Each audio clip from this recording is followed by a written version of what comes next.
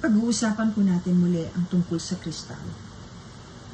Babanggitin ko po ito dahil napakarami pa rin nagtatanong sa akin tungkol dito, lalo na yung mga taong nakapanood ng interview ko kay Julius Babaw. Yung pong sinasabi kong mga healing crystals ay walang makikita sa ibang katulad po nito. Candy tourmaline, watermelon tourmaline. Iba-iba po ang kulay at properties ng mga tourmaline. Binanggit ko po ito dahil nakita ko po talaga ang kahalagahan. Ito po ay nakakapigil sa pagdami ng cancer cells. Kung ang tao ay may cancer, sa halip na lumala, ito ay mapipigilan sa pagdami. Ang cancer cells po ay buhay. Lahat po ng kristal ay buhay. Yun din po ang reason kung bakit sinasabi ko na mas maganda kung gusto niyo pong bumili ng kristal, yung nakikita po ninyo. Dapat po makita ninyo, mahawakan. Paumanhin ko po, nangihingi po ako ng paumanhin sa mga online sellers ng kristal. Meron po dyan, magagaling talaga. Ang gaganda ng crystals nila at tunay. Wala po silang planong manloko sa mga tao. Isa na po dyan yung Marchie. Tunay po yung mga kristal nilang dinadala sa akin. Ang point ko po doon sa talagang tunay na nangangailangan ng kristal, naaakit dito, mas advantageous po para sa inyo yung nakikita ninyo at yung pinupuntahan ninyo kung pupunta man kayo ay isang legitimate na crystal sellers na nakakaintindi kung paano at kung alin ang dapat ninyong bilihin na hindi kayo lolokohin. Marami pong online sellers na naloloko rin sila ng pinagkukunan nila. Hindi po sila yung nanloloko, kundi yung pinagkukunan nila dahil hindi naman po nila alam 100% kung tunay ito o hindi. Siyempre sasabihin po ng pinagkukunan nila na ito ay tunay. Ako po kasi nararamdaman ko, nakikita ko po yung aura ng bawat kristal na ilinalapit sa akin. Kung buhay, kung maayos, kung puno na, kung ang pinanggalingan ay hindi maganda. At hindi lang po yan. Magkakaiba ang tibok ng bawat kristal. Hindi po totoo na ang lahat ng kristal ay kailangan matigas. Hindi po totoo yan. Napakaraming kristal na dapat ingatan dahil malambot. Okay? So, nangihingi po ako ng paumanhin dun sa mga online sellers. Hindi ninyo po yan kasalanan kung meron man kayong naibibenta.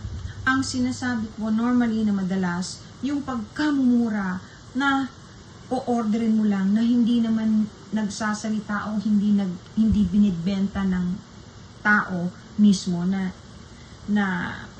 nag-a-identify ng ibinibenta sa inyo. Okay, yung litrato lang po. Nakakatakot po yun. Marami na pong nagpunta sa akin na puro fake yung nabili. Tuwan-tuwa sila dahil nakamura sila, hindi nila alam, niloko lang po sila. Yun po ang iniingatan ko. Ano po? Meron pong mga online sellers na pinapakita naman sa inyo kung ano yung ibinibenta nila. Minsan pupuntahan ka pa. Yun nga pong Marchie. Nagpunta po sila sa akin. Ang gaganda rin po. Tunay po yung mga nagustuhan ko at dinala at pinakita sa akin. Iba po talaga yung pag nahahawakan, nararamdaman. Ang kristal po ngayon ay napakahalaga. Ang pinanggalingan po ng kristal ay Samu o Lemurians or Atlanteans. Ang Lemurians o ang taga-Lemuria nung unang panahon, sa kanila ang kristal ay sacred. Ang Atlanteans, sa kanila, ang kristal ay scientific, tapos ginamit sa technology, advancement. Hindi ko po sinabing masama yun dahil nagamit po talaga nila ito. Hindi na nangangailangan ng kuryente, hindi na nangangailangan ng gas. Ito po ay napakahalaga. Kaya lang sumobra. They were using it in a bad way, kaya po nagkaroon ng problema at lumubog sila. Ngayon, ang crystal po ngayon ay nabubuhay na ng unti-unti. It's being activated. They were planted all over different places. Yung pong mga Atlanteans before, yung mga nakatakas, maski na po yung Lemurian, ay nagtanim ng mga kristal sa iba't ibang lugar ng mundo at na-activate.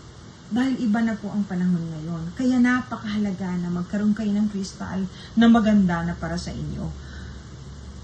Kasi ang activation po ay very powerful and very strong and will help you a lot. If you understand how crystal works, my Lord. Even in the Bible, yung pong palagi akong kino-contest o yung ibig sabihin, yung pinagsasabihan na wala yan sa Bible, bakit ka nagsasabi na hindi po nasa Bible po yan, yung crystals. Hindi po lang yan sa Atlanteans o sa Lemurian. Sa Bible po, alam niyo ba yung breastplate ng high priest na si Aaron ay puro crystals? Baka po hindi nila alam. Yung nagmamarunong lang dyan na witchcraft at walang magandang pupuntahan ang naniniwala sa crystals. Huwag po. Dahil kahit Biblia, meron yan. Isinulat po yan. Titingnan, kung gusto niyo po, babasahin ko Sa breastplate po ng high priest na si Aaron, yung pong 12 crystals represents the 12 tribes of Israel. Nasa Exodus 28:15-21 po yan. Kung gusto ninyong basahin, hindi po ako well-versed sa Bible. Ito pong binibigay ko sa inyong mga kaalaman ay binibigay din lang sa akin po ng langit. Kasi palagi akong nagdadasal at hinihingi nila na ipagdasal ko ang lahat para maunawaan at makarating sa kanila at ma-enlighten at nang matulungan ang mga tao. Yung pong una ay ruby, topaz, garnet, bibilisan ko po, emerald, sapphire, jacinth, agate, amethyst, beryl, onyx, jasper. Yan po, nasa breastplate po yan. 12 po yan. Hindi lang po yun, hindi nyo ba napansin? Kahit dun sa mga lugar na kinukwento nung araw, nung unang panahon. O kaya yung, there's a saying that if you go to heaven, bago ka makapasok sa totoong langit, you have to pass through the pearly gates. Pearly gates. Tsaka yung street po are made of gold. At ang dami-dami pong beautiful gems o crystals on the street going to the pearly gates. Maniwala po kayo kasi totoo po yan. At saka scientifically proven. Yung tourmaline, napakahalaga po talaga nito. Kasi ginagamit ito kahit po sa mga gamit na para po sa girdle ng babae o kaya para po wag magkaroon ng back pain o isa sa pinaka powerfully recommended ko talaga. Ito po yan, just so you see. Yan po. Of course, syempre palagi ko pong babanggitin yung pinagkunan ko nito kasi Crystal Abundance PH po ang pinagkukunan ko nito dahil alam ko po na totoo at hindi makakapunta ka sa kanila, makakapamili ka, tutulungan ka, gagabayan ka, hindi ka lulukuhin. Meron pong mahal talaga. Totoo yan. Pero, worth your money po. Alam niyo kung bakit? Tunay kasi. Kesa naman, bili kayo ng bili. Tapos puro fake. Ang dami po. Ang dami kong nakikita. 100 pesos.